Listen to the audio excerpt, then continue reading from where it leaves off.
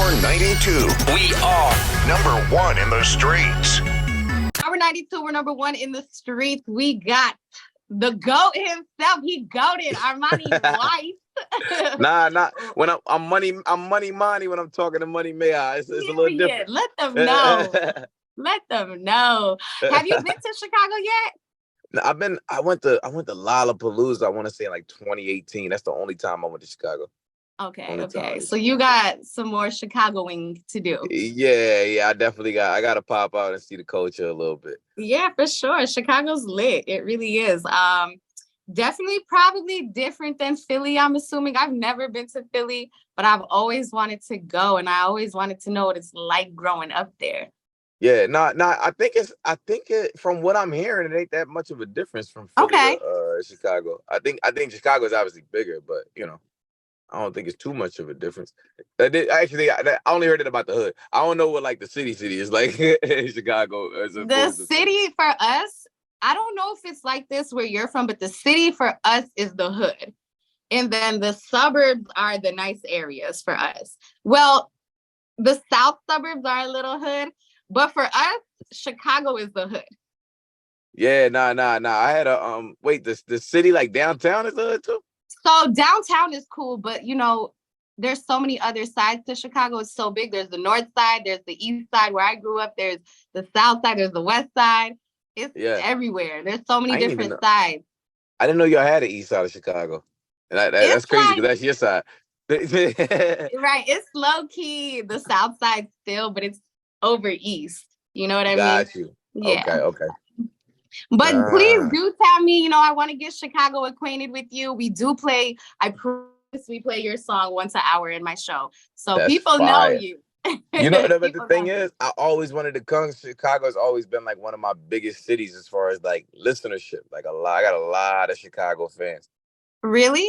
Yeah, I used to use a lot of trumpets in my music, and they called me the poor man's Chance. So I think that might have been why. But nah. But do you listen to a lot of Chicago artists? I got a lot of Chicago.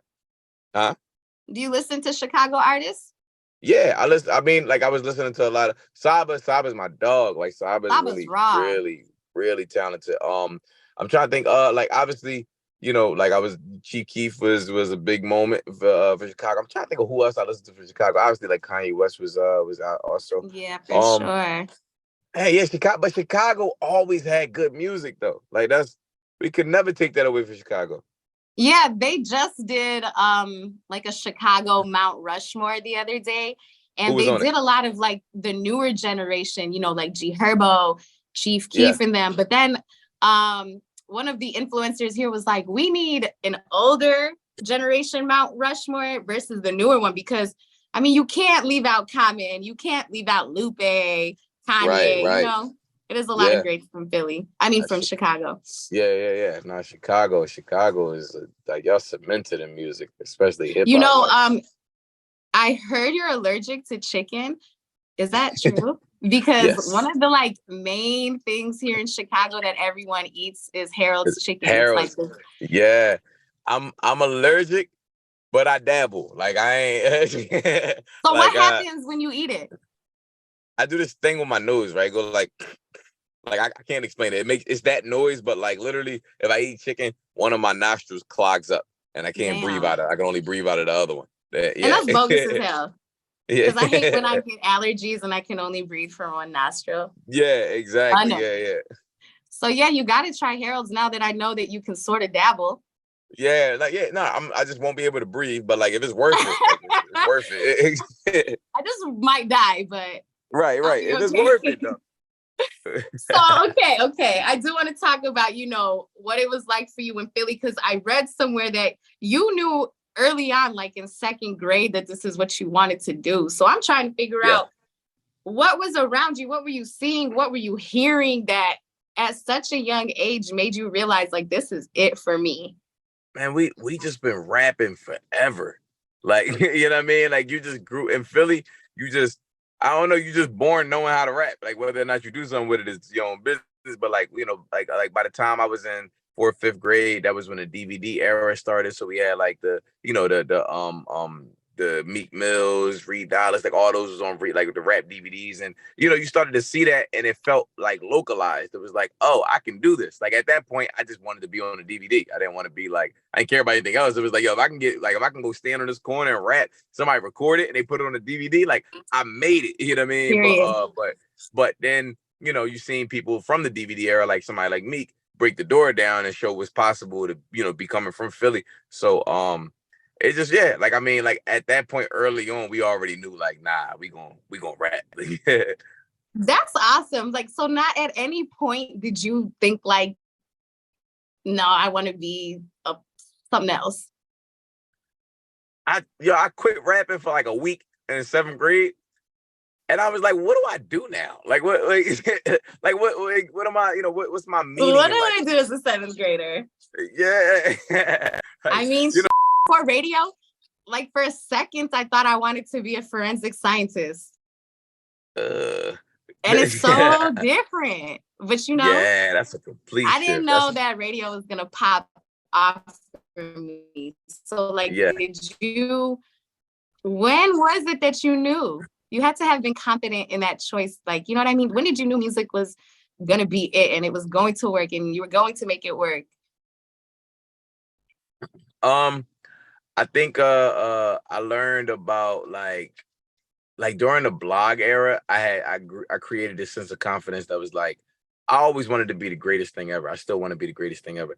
But I had learned that it was like, there's like a second string. There's like gold medals, which is like the GOATs. And then there's like bronze medals and silver medals. Like there's still artists who are able to sustain themselves and live and not like be like the biggest thing in the world. So at that point I was like, well, I'm gonna just go for it. And even if I don't like hit it directly on the mark, I'm still going to be able to do this and be successful and be able to, like financially maintain myself. So I just went for it.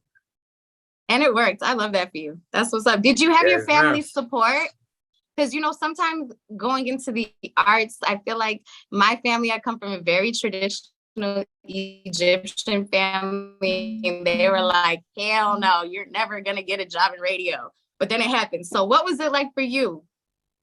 Man, my joint was not supportive. It was a little rough. It was like, because my family understood it the same way. Like my family understood it. The only way you see success is if you go to college. So they shipped me off to college. They packed me up and shipped me off. I had to drop out of there. Where did they ship you to?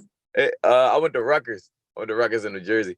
But yeah, so it lasted for like a year. I stopped going to school. I stopped going to classes. I ain't take no tests. I started like, I can't even say what I was doing out there, but like at that point I was like, yeah, let me I was like, you know what? Let me just get on out of here because y'all costing me too much money. And I just, I went for it after that. Yeah. I feel like college sometimes, I honestly feel like I could have probably done this without college, but they definitely forced me into it for sure. Do you have family that's in the music industry, or were you the first one to do this? It's just me. Everybody in my family make music. Like I had my grandpa, my great grandpa, my great uncles. They all play horn instruments, trombones, and but it was just me that went there. Like we actually went through and seen it all the way through, and made something out of it. So that's what's up. What do they think now? Now, it's easy. It's easy for them to believe in it now. You mentioned they didn't sort of support you before. It's easy for them to believe in it now because, like, I'm doing it. Because you're doing it. Yeah, like when I needed it, it was like, yeah, no, don't do that. Like, but now it's like, I'm so happy that I just seen your interview. I was watching you on Kimmel. I'm like, man, whatever, bro. Like, But I'm sure it still makes you feel good, No, for sure. Like my grandma, one of them know-it-alls, man. She'll call me and tell me everything about my performance. She'll critique it, tell me what I should have did, how I should have held the mic different. Like I'm cracking up. Yeah. That's funny. Hilarious.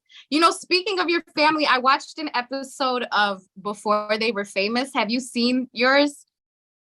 Nah. Actually, I did. I did. Yeah. I skimmed through it.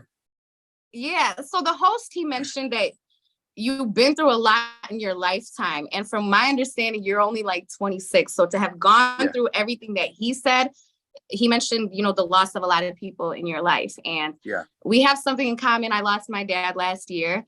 And same here, because losing a parent, man, like it threw me off. I took 2 months off from radio. It threw me off. So my question to you is, how do you push through? Because to me, grief isn't just like after they die. It's with you forever, pretty much. So you're Armani White at this point. You know, all eyes are on you. We want the next hit after the next hit after the next hit. How are you pushing through those moments? You got to be honest with yourself. I feel like when it's time to take a break, because like if you don't and you keep pushing through, you're gonna get to a point where your body's gonna take a break regardless.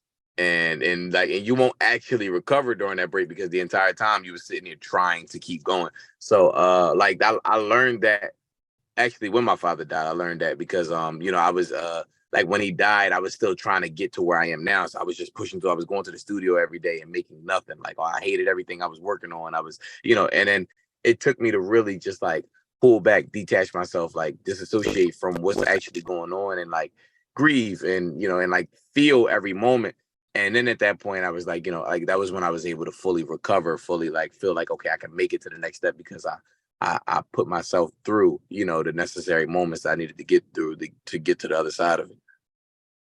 I love that answer. I'm still working through it. I'm only on year 1 and I'm just like, this is crazy for me. Crazy.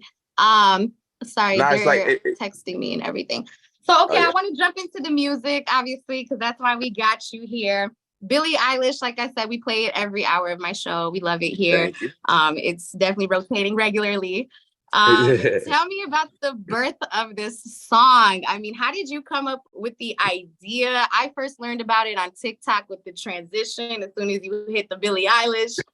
I mean, it's everywhere. A record like Billie Eilish, so tell me about the birth of the song. Like, how did you come up with the idea? Wait, is it cutting out for you or is it No, I think it's just probably on your end. Oh, my fault. It's all good.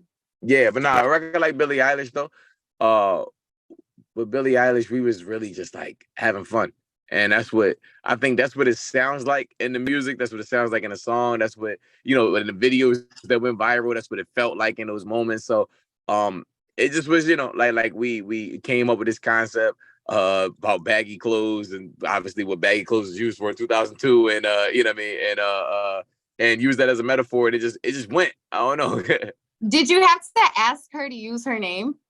Yeah, if it wasn't for her giving me permission, I would have never dropped the song because we cleared every side of the record, and then Universal sent her like a little letter like, hey, did you ask her if it's okay to and so it wasn't they wasn't giving us a green light until she said okay. And what she ended up doing was she just reposted the song. She reposted it to her story, and then from there it just flew. Like it really did. Was that the moment that it started going viral, or can you remember the moment? Where you looked at your phone and you were like the first time we had I was like sleeping on the couch one night. I put the video up, fell asleep on the couch. I woke up and it was like 800,000 views or something like that. I was like, wait, huh? Is this mine? Every time I refresh it, it goes up by another 20,000, another 40,000, another 60. And then like by the time I like got out the shower, it's at 1 million. I said, wait a second, hold on. So then I'm was like, everyone texting you too at that moment? Not yet. It was still just a TikTok thing, but like the comments on TikTok, I want to say it was at least like 3,000 to 5,000 comments of just people like, yo, what is this song? Where is this? Where can I find this? Et cetera, et cetera. And so by the end of the day, that's when the spark started flying. Yo, what's going on? The emails start going through. The text messages start coming in. Yo, I just heard your new record. What's up with it? What you doing with it? Well, like, and all these things start happening. And at that point, by the next, it had ended that day at like 2 million views on TikTok. By that point, it was just like, it just caught fire. And like, the next post went to 2.5, next post was 3 million, next post was 5 million, next post was 12 million. Like, it was just like, it just caught fire. It was like, all right, this is a real thing. Yeah, that's So exciting. That's so exciting. I would have loved to have been there in that moment. Can you talk about sampling and what it took to clear that sample? Was it a process? Like, what was it? It was stressful. It was really stressful because, like, I can imagine. It's stressful because this is like your first big record and you got a bunch of kids on the internet that's just like, yo, drop the song now or I hate you, or like I don't care about it no more. So you let these little, like, hate you. You let these little ass kids, like these little 15-year-old kids, like bully you low key. Like, is you sitting there like you can't go back and forth with them, like you can't go back and forth with them. So you sitting there like, man, like that, and it's nothing you can really do. So like the whole time I'm just sitting here like, man, hopefully I get it cleared today. Hopefully they come back with something today. And then weeks go by and weeks go by and weeks go by. And you try and just keep the candle lit, keep people excited. And so that's kind of like, for me, I was fighting through that. Like I was fighting through that for, I think like it took like 2.5 to 3 months for that song to get cleared. So yeah, it was a real process. Yeah. So how long were you sitting on Billie Eilish altogether then before it really did what it did?